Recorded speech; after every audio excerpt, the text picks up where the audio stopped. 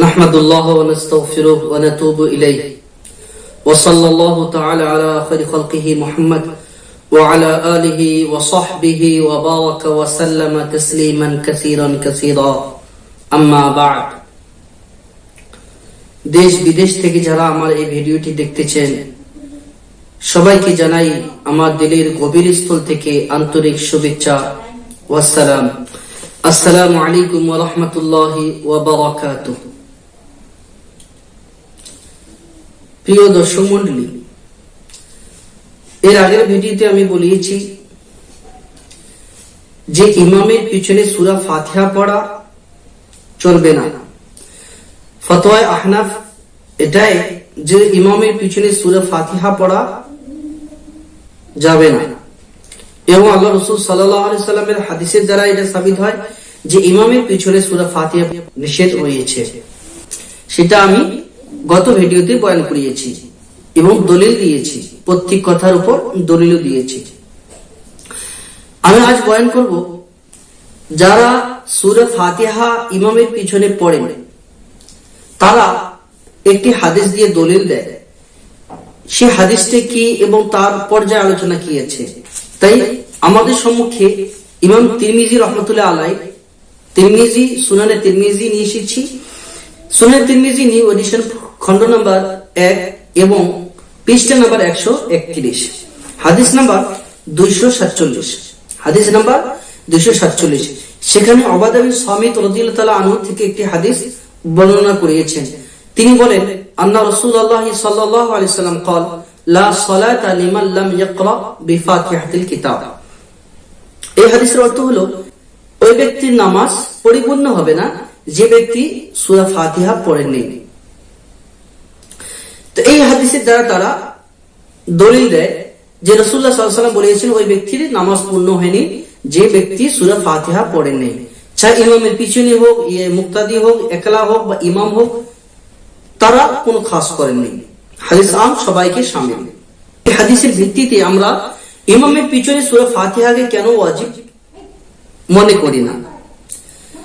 তো সর্বপ্রথম আমি বলি, আমাদের উসুল ফিকহ আহনাফের উসুল, সর্বপ্রথম আমরা দেখি যে এই হাদিসের দ্বারা, এই আয়াতের দ্বারা সাহাবায়ে কিরাম কি বুঝিয়েছেন, আল্লাহ রাসূল সাল্লাল্লাহু আলাইহি সাল্লামের সাহাবায়ে কিরাম এই হাদিসের অর্থ কি বুঝিয়েছেন, এটা আমরা দেখি। কারণ আল্লাহ রাসূল সাল্লাল্লাহু আলাইহি ওয়াসাল্লাম সাহাবাগণ আল্লাহ রাসূলের সঙ্গে ছিলেন এবং আল্লাহ রাসূল সাল্লাল্লাহু আলাইহি সাল্লাম কিভাবে নামাজ পড়িয়েছেন, কোন হাদিস কোন ক্ষেত্রে বলিয়েছেন, কি বিষয় বলিয়েছেন, তারা ভালো জানেন। এই জন্য আমরা সর্বপ্রথম সাহাবা দেখি যে এই হাদিসের অর্থ সাহাবায়ে কেরাম কি নিয়েছেন। তাই এই হাদিসের অর্থ হযরত জাবির বিন আব্দুল্লাহ রাদিয়াল্লাহু তাআলা আনহু থেকে একটি হাদিস রয়েছে। এই ইমাম তিরমিজি রাহমাতুল্লাহ আলাইহি এই হাদিসটি নিয়ে এসেছেন। পৃষ্ঠা নাম্বার 168 নম্বর পৃষ্ঠায় আছে, 168 নম্বর পৃষ্ঠায় সে হাদিসটি রয়েছে এবং হাদিস নাম্বার 313 নম্বর হাদিসে বর্ণিত আছে। হযরত জাবির বিন আব্দুল্লাহ রাদিয়াল্লাহু তাআলা আনহু বলেন, মান সাল্লা রাকাআতান লাম ইয়াকরা ফিহা বিউম্মিল কুরআন ফালাম ইউসাল্লি ইল্লা আন ইয়াকুনা ওয়ারাআল ইমাম। হযরত জাবির রাদিয়াল্লাহু তাআলা আনহু বলেন যে ওই ব্যক্তি নামাজ সম্পূর্ণ হয়নি যে ব্যক্তি সূরা ফাতিহা পড়েননি, হ্যাঁ ইল্লা আন ইয়াকুনা ওয়ারাআল ইমাম। হযরত জাবির রাদিয়াল্লাহু তাআলা আনহু বলেন, হ্যাঁ যদি কোনো ব্যক্তি ইমামের পিছনে থাকে তাহলে তার সূরা ফাতিহা পড়ার দরকার নেই, তার নামাজ হয়ে যাবে। কারণ অন্য একটি হাদিসে আমি এর আগে বলেছি, যেমন কানা লাহু ইমামুন ফাকিরাতুল ইমামি লাহু কিরাআতুন। এটা হাদিস আল্লাহ রাসূল সাল্লাল্লাহু আলাইহি ওয়াসাল্লাম নিজে বলেছেন, যে ব্যক্তির ইমাম রয়েছে তা ইমামের কিরাত সে ব্যক্তির জন্য, মুক্তাদির জন্য কিরাত। ইমাম যখন কিরাত পড়িয়েছে সেটা মুক্তাদির তরফ থেকে হয়ে গিয়েছে। এবং অন্য হাদিসে আছে, ইবনে মাজাহ, মুসলিম ইত্যাদি কিতাবে আছে, ইন্নামা জুইলাল ইমামু লিইউতাম্মা বিহি। ইমামকে বানানো হয়েছে এই জন্য যে তার ইক্তেদা করে, অনুসরণ করে নামাজকে পুরো করা হোক, নামাজকে পরিপূর্ণ করা হবে। তো দেখো হযরত উবাদা বিন সামিত রাদিয়াল্লাহু তাআলা আনহুর যে হাদিস আল্লাহ রাসূল সাল্লাল্লাহু আলাইহি ওয়াসাল্লাম বলেছেন লা সালাতা লিমান লাম ইয়াকরা বিফাতিহাতিল কিতাব, এই হাদিসের ব্যাখ্যা হযরত জাবির রাদিয়াল্লাহু তাআলা আনহু বলেন যে ওই ব্যক্তির নামাজ হবে না যে ব্যক্তি সূরা ফাতিহা পড়বেন না, ইল্লা ইয়াকুনা ওয়ারাআল ইমাম, হ্যাঁ যদি কোনো ব্যক্তি ইমামের পিছনে হয় তার জন্য সূরা ফাতিহা পড়ার দরকার নাই। এটা জাবির রাদিয়াল্লাহু তাআলা আনহু এই হাদিসের ব্যাখ্যা দেন। এবং এই হাদিসের ব্যাখ্যাতে ইমাম আহমদ বিন হাম্বল তিনি বলেন যে লা সালাতা লিমান লাম ইয়াকরা বিফাতিহাতিল কিতাব ইযা কানা ওয়াহদা, যে এই হাদিসের অর্থ হলো যখন মানুষ একলা নামাজ পড়বে, যদি কোন ব্যক্তি একলা নামাজ পড়ে মুনফারিদ, সে ব্যক্তির জন্য এই হাদিস যে তার নামাজ সম্পূর্ণ হবে না যদি সে সূরা ফাতিহা না পড়ে। ইমাম তিরমিজি আহমদ বিন হাম্বলের কথাটা 168 নম্বর পৃষ্ঠায় উল্লেখ করেছেন। এবং লা সালাতা লিমান লাম ইয়াকরা বিফাতিহাতিল কিতাব, এই হাদিসটি যে বর্ণনা করেছেন যে রাবী হযরত সুফিয়ান সৌরি, তিনি এই হাদিসের অর্থ বয়ান করেন। তিনি হাদিস বয়ান করার পর এই হাদিসের অর্থ বয়ান করেন যে লিমান ইউসাল্লি ওয়াহদা, এই হাদিসটি ওই ব্যক্তির জন্য যে ব্যক্তি একলা নামাজ পড়ে। এই হাদিসটি লিমান ইউসাল্লি ওয়াহদা, এই হাদিসটি ওই ব্যক্তির জন্য যে ব্যক্তি একলা নামাজ পড়ে অথবা সে ইমাম হয়েছে তার জন্য। আর যে ব্যক্তি একলা নামাজ পড়তেছেন, সুন্নত হোক, ফরজ হোক বা ওয়াজিব নামাজ হোক, যে কোনো নামাজ হোক, যদি একলা নামাজ পড়ে সে ব্যক্তির জন্য এই হাদিস লিমান ইউসাল্লি ওয়াহদা, যে ব্যক্তি একলা নামাজ পড়ে তার জন্য এই হাদিস যে সূরা ফাতিহা ব্যতীত তার নামাজ সম্পূর্ণ হবে না। আমরা এতক্ষণ যাবত এই হাদিসের অর্থ দেখলাম যে সাহাবী রাসূল কি নিয়েছেন এবং অন্য অন্য যারা ইমাম রয়েছেন তারা এই হাদিসের ব্যাখ্যা কি দিয়েছেন। এখন দেখো, এই হাদিসের দ্বারা যারা শুধুমাত্র সূরা ফাতিহা ইমামের পিছনে যারা ফরজ মনে করে, এই হাদিসের দ্বারা তারা হয়তো ফরজ কি কোন হাদিসের দ্বারা সাবিত হয় তারা হয়তো জানে না। কারণ এই হাদিস যেভাবে তিরমিজিতে আছে যে লা সালাতা লিমান লাম ইয়াকরা বিফাতিহাতিল কিতাব, এই হাদিসে আবু দাউদ শরীফে আছে 822 নম্বর হাদিস, পৃষ্ঠা নাম্বার 119। সেখানে হাদিস হযরত উবাদা বিন সামিত রাদিয়াল্লাহু আনহু বর্ণনা করেন যে লা সালাতা লিমান লাম ইয়াকরা বিফাতিহাতিল কিতাব ফাসাইদান, ওই ব্যক্তি নামাজ সম্পূর্ণ হবে না যে ব্যক্তি সূরা ফাতিহা এবং তার সঙ্গে অন্য আরেকটি সূরা পড়েননি। তো এটা বোঝা যায় যে সূরা ফাতিহার সঙ্গে আরো একটি সূরা পড়তে হবে। অথচ যারা এই হাদিসের দ্বারা সূরা ফাতিহাকে ফরজ মনে করে, তারা এই ফাতিহার সঙ্গে যে আরো একটি সূরা যেটা আমরা সূরা মিলানো করি বা জম্মি সূরা বলি, তারা ফরজ মনে করেন না। তাহলে কেমন হয়? আবু দাউদের ফাসাইদান এবং অন্যান্য কিতাবে ফামাজাদা, সূরা ফাতিহার সঙ্গে আরো একটি সূরা পড়তে হবে। তাহলে এর দ্বারা বোঝা যায় যে শুধু সূরা ফাতিহা যারা বলে যে সূরা ফাতিহা ইমামের পিছনে ওয়াজিব, তারা ভুল বুঝছেন। কারণ ফামাজাদা বা ফাসাইদান সূরা ফাতিহার সঙ্গে আরেকটি সূরা তখনই মানুষ পড়বে যখন সে একলা পড়তেছে, নতুবা ইমামের পিছনে সূরা ফাতিহার সঙ্গে আরেকটি সূরা পড়া ফরজ হয়ে যাবে। অথচ তারা এটাও মনে করেন না যে ইমামের সঙ্গে আরো একটি সূরা পড়তে হবে, সূরা ফাতিহার সঙ্গে আরো একটি সূরা পড়তে হবে, তাদের এটা মাসলাক নয়। আচ্ছা, এখন মনে করো যদি মানা হয় যে সূরা ফাতিহা ইমামের পিছনে পড়া ওয়াজিব বা ফরজ, যদি এটা মেনে নেওয়া যায়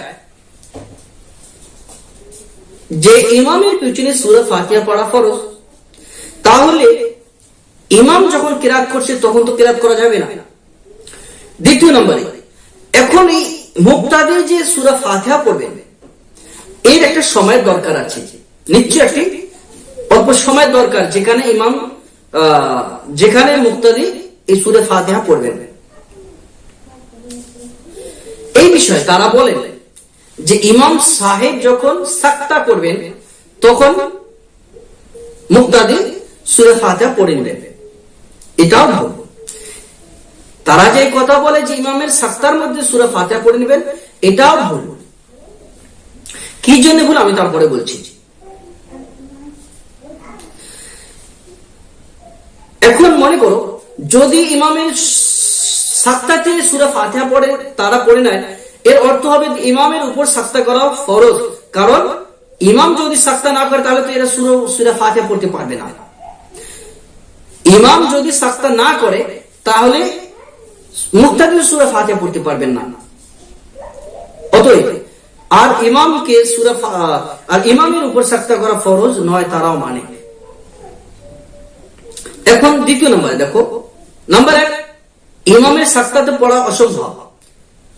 দ্বিতীয় নম্বর, অসম্ভব এই জন্য যে ইমামের উপর সাক্তা করা ফরজ নয় বা ওয়াজিবও নয়। সে যদি মনে চায় করতে পারে, না মনে চায় করবেন না। তাহলে এটা যে ইমামের সাক্তার উপর ছেড়ে দেওয়া, এটাও ভুল। যে ইমাম সাক্তার উপর পড়বে, আর সাক্তাটা কি জিনিস সেটাও আমার জানা দরকার আছে। তারা এই বিষয়ে একটি হাদিস পেশ করবেন যে লিল ইমামি সাক্তাতান ফাগতানিমুল কিরাআতা ফীহিমা বিফাতিহাতিল কিতাব। ইমামের জন্য 2টি সাক্তা রয়েছে, সেখানে তোমরা সূরা ফাতিহা পড়াকে গনিমত মনে করো। এখন দেখো এই সাক্তা কি জিনিস তারা সেটাও বোঝে নাই। হাদিসে সাক্তার ব্যাপারে এসেছে, সাক্তা কখন সে বিষয় তিরমিজিতে আছে পৃষ্ঠা নম্বর 135। সেখানে সাক্তা বলেছেন যে আল্লাহ রাসূল সাল্লাল্লাহু আলাইহি ওয়াসাল্লাম 2টি সাক্তা করিয়েছেন। ইজা দাখালা ফিস সালাত, যখন আল্লাহ রাসূল নামাজে শুরু করিয়েছেন, ওয়া ইজা ফারাগা মিনাল কিরাআহ, আর যখন কিরাত থেকে ফারিগ হয়েছেন, কিরাত সম্পূর্ণ করিয়েছেন, তখন একটি সাক্তা করিয়েছেন। এখন দেখি এই সাক্তাগুলো কি জন্য করিয়েছেন সেটা আমাদের জানার দরকার আছে। সেটা আমরা সাহাবী রাসূল থেকে জেনে নেই। তাই সুনানে নাসাই আবু হুরায়রা রাদিয়াল্লাহু তাআলা আনহু হাদিস নকল করিয়েছেন যে আবু হুরায়রা রাদিয়াল্লাহু তাআলা আনহু সেখানে আল্লাহ রাসূল সাল্লাল্লাহু আলাইহি সাল্লামকে জিজ্ঞাসা করেন। সুনানে নাসাই বাব লিখেছেন বাবু দুআই বাইনা তাকবীরি ওয়াল কিরাআহ, কিরাত এবং তাকবীর, তাকবীরে তাহরিমা এবং কিরাতের মধ্যবর্তী সময়ে দোয়া। কি দোয়া? সেখানে আবু হুরায়রা রাদিয়াল্লাহু তাআলা আনহু আল্লাহ রাসূল সাল্লাল্লাহু আলাইহি সাল্লামকে জিজ্ঞাসা করেছে বি আবি আনতা ওয়া উম্মি মা তাকুলু ফি সুকুতিকা বাইনা তাকবীর ওয়াল কিরাআহ। আবু হুরায়রা রাদিয়াল্লাহু তাআলা আনহু আল্লাহ রাসূল সাল্লাল্লাহু আলাইহি সাল্লামকে জিজ্ঞাসা করেন, আয় আল্লাহর রাসূল, আপনার উপর আমার পিতামাতা কুরবান হোক, আপনি তাকবীরে তাহরিমার পর এবং কিরাতের মধ্যবর্তী সময়, তাকবীর এবং কিরাত এর মধ্যবর্তী সময় আপনি অল্প চুপ থাকেন, সেখানে কি পড়ব বলে দিবেন। তো আল্লাহ রাসূল সাল্লাল্লাহু আলাইহি সাল্লাম আবু হুরায়রা রাদিয়াল্লাহু আনহুকে বলেন যে এখানে আমি আল্লাহুম্মা বাঈদ বাইনি ওয়া বাইনা খাতায়ায়া, এই যে একটা দোয়া রয়েছে, এই দোয়াটা পাঠ করেন। এবং অন্য রিওয়ায়াতে আছে সুবহানাকাল্লাহুম্মা বিহামদিক ওয়া তাবারাকা ইসমুকা ওয়া তাআলা জাদ্দুক, যেটা আমরা সানা বলি, সেটা পাঠ করেন। তো দেখো আবু হুরায়রা রাদিয়াল্লাহু তাআলা আনহু আল্লাহ রাসূল সাল্লাল্লাহু আলাইহি সাল্লামকে যখন জিজ্ঞাসা করেছেন যে এই সাক্তাতে আপনি কি করেন, তো আল্লাহ রাসূল সাল্লাল্লাহু আলাইহি সাল্লাম সেখানে বলেছেন যে আমি এখানে সানা পাঠ করি। তো আল্লাহ রাসূল সাল্লাল্লাহু আলাইহি সাল্লাম যখন বলেছেন, আল্লাহ রাসূল সাল্লাল্লাহু আলাইহি সাল্লাম নিজে বলেছেন, সাহাবা নিজে রিওয়ায়াত করতেছেন যে আমি এই প্রথম সাক্তার মধ্যে সানা পাঠ করি, তাহলে যারা বলতেছেন এই সাক্তার মধ্যে সূরা ফাতিহা পড়বেন, তারা সানা কখন পড়বেন? এটা ঠিকই নয়। সুনান নাসাইয়ের মধ্যে রাসূলুল্লাহ সাল্লাল্লাহু আলাইহি ওয়াসাল্লামের এই হাদিস আছে ইযাফতাহা সালাত সাকাতা হানিয়াতান। আল্লাহ রাসূল সাল্লাল্লাহু আলাইহি ওয়াসাল্লাম যখন নামাজ শুরু করিয়েছেন, তখন সাকাতা হানিয়াতান অল্প সময় চুপ থেকে রয়েছেন, অল্প সময় চুপ ছিলেন। যে সময়টা চুপ ছিলেন সেই সময়টার মধ্যে আল্লাহ রাসূল সাল্লাল্লাহু আলাইহি ওয়াসাল্লামকে জিজ্ঞাসা করা হয়েছে, তো আল্লাহ রাসূল বলেছেন সেখানে আমি সানা পাঠ করি। এখন দ্বিতীয় যে সাক্তা রয়েছে ইজা ফারাগা মিনাল কিরাআহ, এই ব্যাপারে তিরমিজিতে আছে, তিরমিজিতে 135 নম্বর পৃষ্ঠাতে আছে যে কারা ইউজিবুহু ইজা ফারাগা মিনাল কিরাআতি আন ইয়াসকুতা হাত্তা ইয়াতারাদ্দা ইলাইহি নাফসুহু। আল্লাহ রাসূল সাল্লাল্লাহু আলাইহি ওয়াসাল্লাম পছন্দ করিয়েছেন যে কিরাত সম্পূর্ণ করার পর অল্প সময় চুপ থাকা। কি জন্য চুপ থাকে সেটা বলেছেন, হাত্তা ইয়াতারাদ্দা ইলাইহি নাফসুহু, তাকে যতক্ষণ পর্যন্ত তার নিঃশ্বাসটা আসছে না ততক্ষণ পর্যন্ত চুপ আসলেন। অর্থাৎ কি, কিরাত করার সময় আল্লাহ রাসূল সাল্লাল্লাহু আলাইহি ওয়াসাল্লাম দীর্ঘ কিরাত করিয়েছেন, কিরাত করার সময় যে আমাদের নিঃশ্বাসটা বন্ধ হয়ে যায়, তো যখন আল্লাহ রাসূল সাল্লাল্লাহু আলাইহি ওয়াসাল্লাম কিরাতকে সম্পূর্ণ করিয়েছেন, তো নিঃশ্বাস নেওয়ার জন্য অল্প চুপ রয়েছেন, ভালোভাবে নিঃশ্বাস নিয়েছেন। এর অর্থ এটাই। হাত্তা ইয়াতারাদ্দা ইলাইহি নাফসু, ইহা তাকে আল্লাহ রাসূল সাল্লাল্লাহু আলাইহি ওয়াসাল্লাম শ্বাস, যেটা নিঃশ্বাস চেয়েছে, নিঃশ্বাসকে ভালো করে নিয়েছেন। সুনানে ইবনে মাজাহ তো এটি রয়েছে 61 নম্বর পৃষ্ঠা, এই তাফসীর রয়েছে হাত্তা ইয়াতারাদ্দা ইলাইহি নাফসু। আল্লাহ রাসূল সাল্লাল্লাহু আলাইহি ওয়াসাল্লাম যখন কিরাত সম্পূর্ণ করিয়েছেন অল্প চুপ রয়েছেন, এই জন্য হাত্তা ইয়াতারাদ্দা ইলাইহি নাফসু, নিঃশ্বাসকে পরিপূর্ণভাবে নেওয়ার জন্য। তো যারা বলেছেন যে সূরা ফাতিহা সাক্তাতুল ইমামের মধ্যে পড়া হবে, সেটা ভুল তাদের। শুরুর সাক্তার মধ্যে সানা পড়িয়েছেন, আর যে আল্লাহ রাসূল সাল্লাল্লাহু আলাইহি ওয়াসাল্লাম ইযা ফারাগা মিনাল কিরাত থেকে যখন ফারিগ হয়েছেন তখন নিঃশ্বাস নেওয়ার জন্য চুপ ছিলেন, ফির আল্লাহু আকবার বলে রুকুতে চলে গিয়েছেন। তো মানুষের কঠোর বক্তব্য দেখি বিভ্রান্ত হবেন না। আপনারা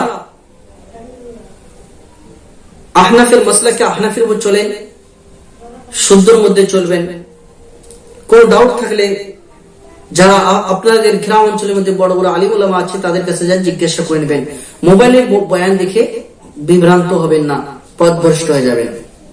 কারণ বর্তমান জামানা ফিতনার জামানা, এই জন্য সাবধান, খুব হুঁশিয়ার। মোবাইল থেকে মাসলা মাসাইল নেওয়া খুব হুঁশিয়ার। আল্লাহ তাআলা আমাদের সবাইকে আমল করার তৌফিক দান করুক। ওয়া মা আলাইনা ইল্লাল বালাগ। আসসালামু আলাইকুম ওয়া রাহমাতুল্লাহি ওয়া বারাকাতুহু।